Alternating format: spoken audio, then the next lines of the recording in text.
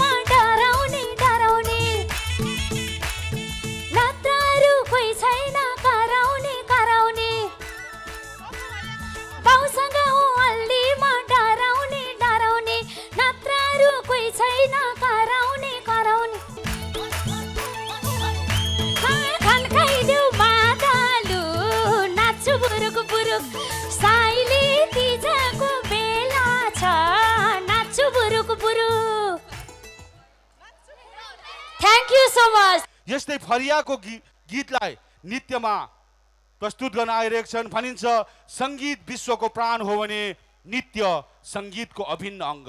यसरी स्वीकार्नुहोस् फरिया लक्ष्मी खत्री अनि ग्रुपबाट जोरदार तालीको साथमा हजुर।